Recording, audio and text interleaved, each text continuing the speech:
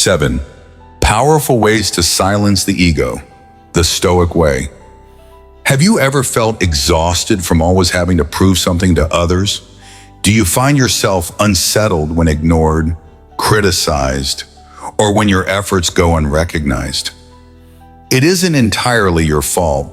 That's the ego, whispering in your ear that you're not good enough, not smart enough, not worthy enough. In an age where everyone builds an image on social media, the ego has become louder and more fragile than ever. But for a Stoic, freedom doesn't come from applause on the outside, but from silence on the inside. Right now, let's step into the journey of discovering 7 powerful ways to silence the ego, the Stoic Way. And in doing so, uncover something more valuable than recognition, true inner freedom. Way 1, see everything through the lens of impermanence. Marcus Aurelius once wrote, "Always remember that everything, the person you love, the wealth you own, the status you achieve, is only on loan for a short time."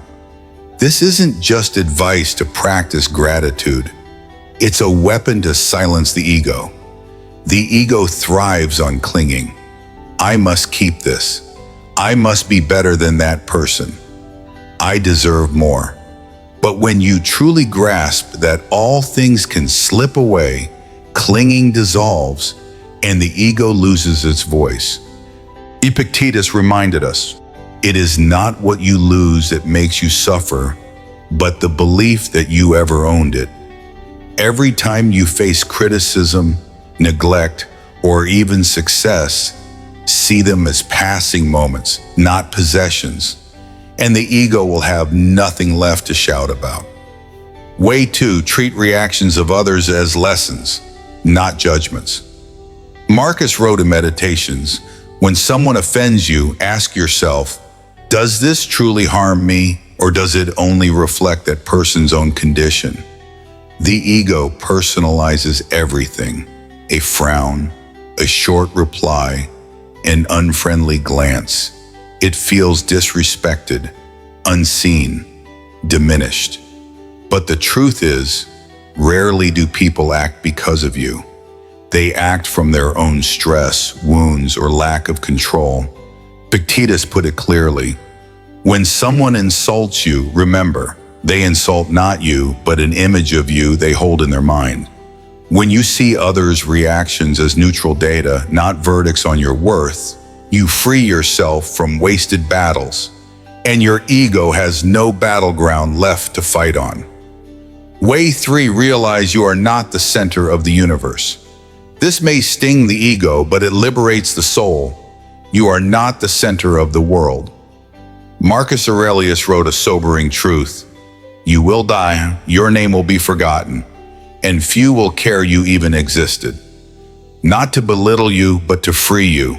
If no one really thinks of you as much as you imagine, why torment yourself with constant worry about how you look in others' eyes? The ego says, I must be known.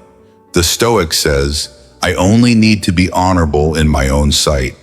When you stop imagining yourself as the axis of everything, you find relief, because most things that happen are not about you at all. Way 4, accept losing on purpose.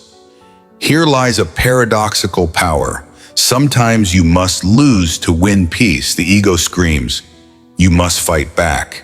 You must prove yourself right. But the Stoic asks, is this within your control? If not, why let it colonize your peace? Marcus Aurelius wrote, reason does not need to shout to be heard. Accepting a loss does not mean weakness. It means choosing what matters more. Inner calm over petty victory. When you choose silence instead of retaliation, you're not defeated. You've risen above the battle the ego wanted to drag you into. And here's the irony. Silencing the ego isn't about making yourself small. It's about reclaiming your strength. Because when you no longer live for applause, criticism, or comparison, you live free. If this resonates with you, don't let the ego trick you into scrolling away. Hit subscribe to Stoicism Empire, where every week you'll find not noise, but clarity. Stoicism Empire. Quiet the ego, strengthen the soul. Way 5. Master the discomfort of being ignored. No one likes being overlooked, a message left unanswered, a contribution ignored in a meeting, your presence treated as if it didn't exist. The ego whispers, they don't respect you. You must do something to get their attention, and so you react with anger, coldness, or desperate attempts to be noticed. But Seneca wrote, no one can harm you unless you allow it into your mind. Being ignored is uncomfortable, yes, but that's why it triggers the ego most. The ego craves recognition, but you are not your ego. Marcus Aurelius reminded us, do not judge yourself by the reactions of others. If you've spoken the truth, acted with integrity, and lived rightly, being ignored cannot touch your inner worth unless you hand it over. Learning to be unseen, to stay whole without attention, that is true maturity. The Stoic does not need applause to feel complete. Way 6. Reflect on death daily to humble the ego. If anything silences the ego instantly, it is the thought of death. Imagine yourself in the middle of an argument, furious at a slight, desperate for recognition. Then suddenly you remember, I am mortal and I will die. How important is this fight now? Marcus Aurelius reminded himself each day, you may leave life right now. Let that determine what you do, say, and think. Not to inspire fear, but clarity. When you remember life is finite, praise and insult both lose their weight. Epictetus asked, if tomorrow were your last day, would you still argue about this? Death humbles the ego. It reminds us that the world does not revolve around our pride.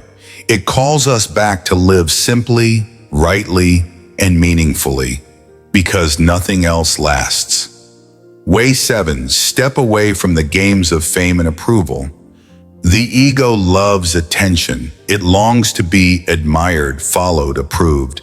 It whispers, show them who you are.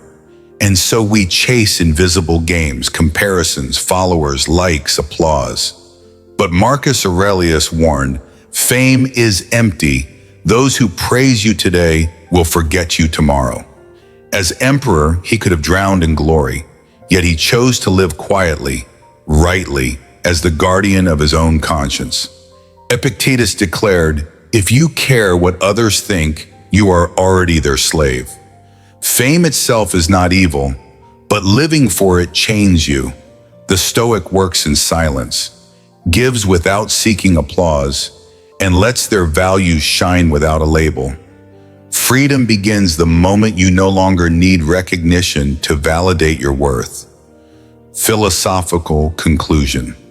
The ego is not an enemy, it is part of us. But if unchecked, it enslaves us with pride, hurt, and illusions. Stoicism does not teach us to kill the ego.